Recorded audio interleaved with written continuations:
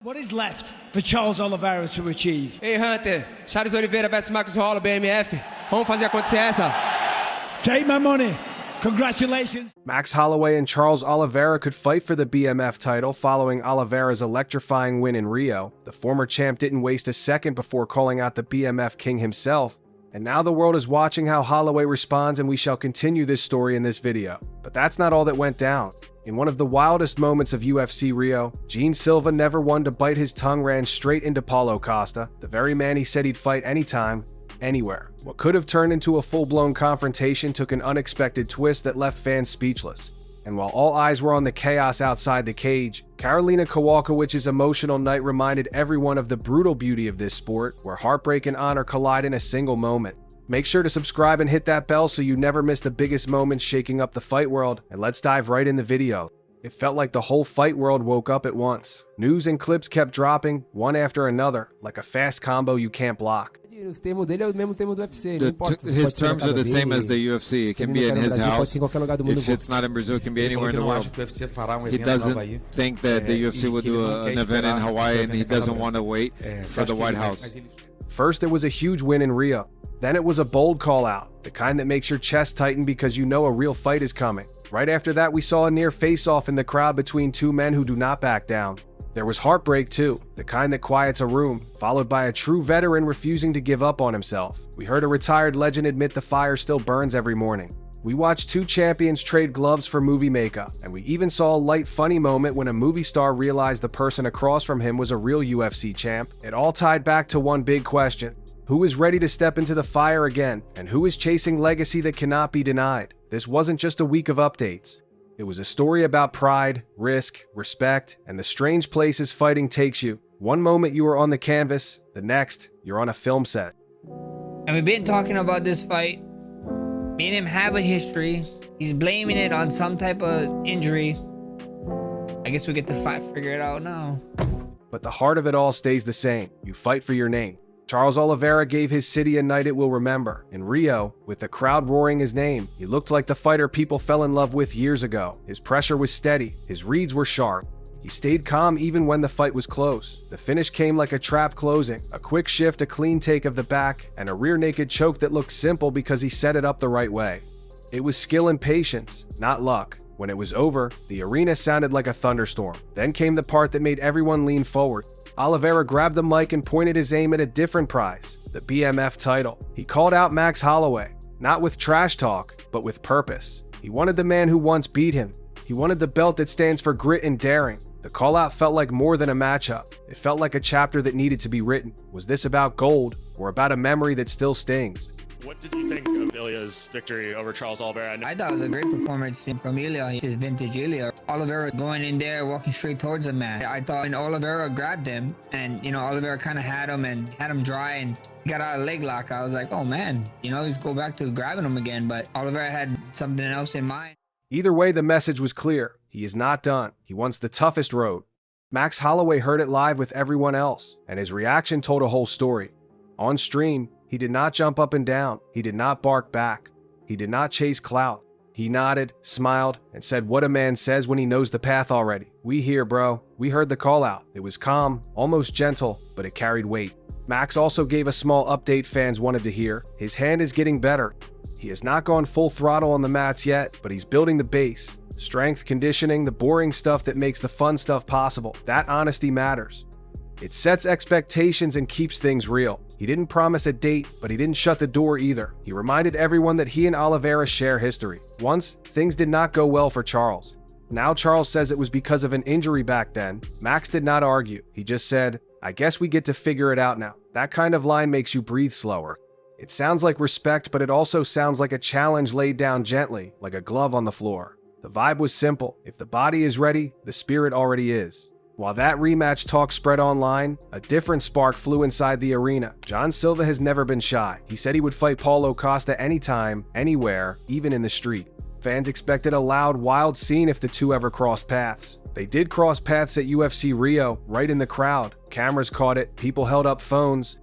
He wants to marry his partner in a church. And he offered to make you... I'm the best man if I pay for it. pay for the wedding singer. Apparently there's some Brazilian singer he wants that is out of his price range. He asked me to pass the message along. I'm going to need more information on this, but I'm probably in. You could feel the tension in the air even through the screen, but then the moment twisted. Instead of shouting or shoving, both men kept it respectful. There were a few words, some nods, a sense that each man was taking the other's measure. It was not the chaos people expected. It was cooler. It felt like two dogs who know they can bite, choosing not to. That choice can be scarier than noise. It means both men trust themselves enough to wait for a better moment. But make no mistake, this story isn't over. Respect does not end rivals. It just presses pause. Walking away from that crowd, each man gained something. Silva showed he can hold himself when it counts. Costa showed he won't get baited by a dare. That kind of control is power too. On the same night, another story cut deep. Karolina Kowalkiewicz stepped into the octagon in Brazil, hoping to finally get a win on that soil after past losses there. Hi guys, thank you for your support, thank you for your love. I'm okay. I am very, very, very sad, but I'm okay. This is part of the sport. For sure, it wasn't my day. Across from her was Giulia Palestri, younger, hungry, and ready to make a name. From the start, Palestri pushed the pace. She threw hard and did not give Karolina time to breathe. In the first 2 rounds, the damage piled up. Karolina kept her guard high, kept moving, kept trying to answer, but the strikes kept landing clean. You could see the veteran's pride holding her up. Then in the third, a sharp head kick snapped the fight open. Karolina's legs dipped. Palestri swarmed. The ref stepped in. It was a standing TKO, and it hurt to watch. Yet what happened after reminds us why fans still love Karolina. She spoke to the camera with a swollen face and a broken heart, and she refused to make excuses. She thanked her team, said her cardio was the best it had ever been, and still admitted it was not enough. She praised Palestri. She promised she would be okay. That kind of grace is rare. Loss is heavy, but dignity is heavier, and she carried it with both hands. Not everyone slowed down after fighting. Jiri Prochazka moved like a storm the very next week. He posted a simple but striking video, running on a treadmill with his mouth taped. It looks strange if you don't know training tricks, but there's a reason for it. Taping your mouth can force nasal breathing and build conditioning in a rough, focused way. For Jiri, it fit his spirit. Warrior mode, no drama, just work. He said, let's go for that, no matter what. This is who he is. When Jiri loses, he doesn't sulk online. He goes inward, then forward. This is like, right now, this is my challenge to him. If we can fight in a clear way in this case, yeah? To be not without like some another things. The image sticks with you. Sweat on the brow, the tape across his mouth, eyes fixed. It sends a message to anyone in his weight class. He is coming for another shot and he will not wait for permission. It also shows fans what elite really means. You do the tiny, boring things. You do them every day. You don't ask for a pat on the back. You ask for more miles. With Jiri, there's always a feeling that the next time he walks to the cage, something wild and honest will happen. That feeling keeps his name in every title talk. Davison Figueiredo had to answer a different question. Can a veteran still beat a rising wave? Montel Jackson came in on a long win streak, taller and longer, with momentum on his side. The fight was tight and tense. Davison picked his moments, mixed his strikes, and used experience to avoid long traps on the fence. Jackson had success too, tagging him and making him reset. That's what a streak does. It gives you swagger and rhythm, but in the small breaks, Davison showed the older fighter's craft. He adjusted angles, stayed off center, and stole back initiative when he had to. When the horn sounded, it was close enough that both corners held their breath. The split decision went to Davison. No big dance, no crazy scream, just the relief of a man who knows what it costs to keep going. Then he surprised some people by calling out the champ, Merab Dvalishvili. It wasn't careless talk. He said he sees a gap, takedowns that don't always turn into control or finishes. He believes he can exploit that with timing and threat of submissions. That is a brave read. It might be right, it might be wrong, but it is the voice of a competitor who still tastes gold when he closes his eyes. Dustin Poirier gave fans a different kind of honesty. He retired after a long, hard career, saying he needed time for family and peace. But when a fan asked how much he misses fighting, his answer came from the gut, every day, from the moment his eyes open. He said a part of him feels gone. Anyone who has ever left a passion knows that line. The body rests, but the mind keeps shadowboxing in the kitchen. It isn't about money or fame for Dustin anymore. It's the rhythm of training, the smell of gloves, the shared grind in a small, hot room. He can still smile and show up for life, but the ring of the bell lives in him. This matters to fans because it shows the cost of greatness. When you give your 20s and 30s to a dream, you don't just walk away clean. There's a scar in the shape of the cage on your heart. And yet, his words were not a complaint. They were a simple truth. He chose to step back. He owns that choice. But the diamond still shines, even when the lights in the arena are off. Two other champions stepped into a different spotlight. Kamaru Usman and Justin Gaethje filmed scenes together for a new comedy movie. Seeing them in rehearsal, trading fake punches and joking around, is a sweet flip of the script. We're used to seeing Gaethje throw thunder and Usman drown people with pace. On set, they laugh with the stunt team, talk to coaches about timing, and hit marks for the camera. It shows a side of fighters fans don't see enough. These men are pros, but they're also students again.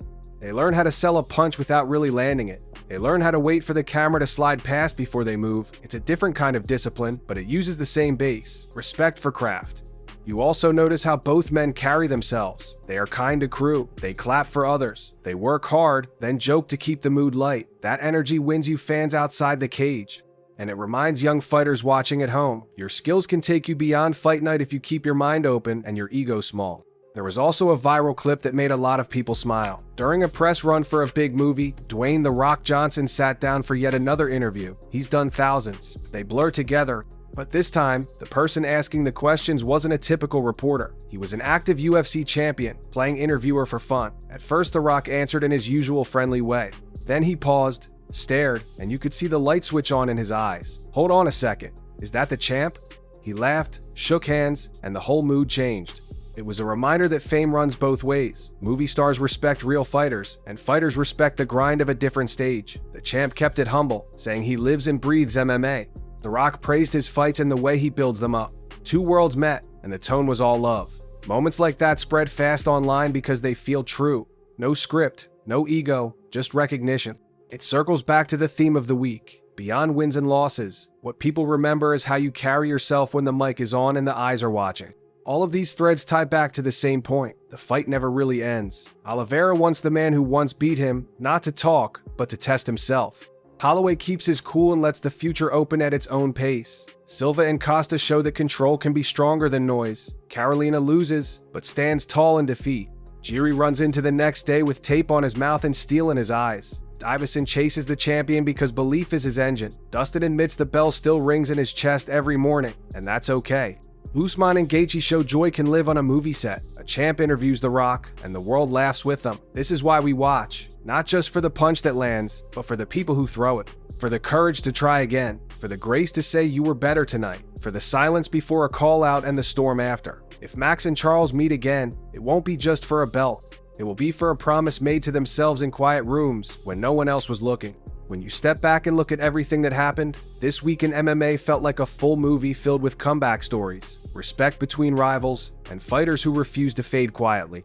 Charles Oliveira reminded everyone that heart and skill still matter most, while Max Holloway showed what confidence looks like when it doesn't need to shout. Gene Silva and Paulo Costa proved that even the most heated rivalries can have moments of calm before the storm. Karolina's tears reminded fans that this sport is built on courage, not just glory.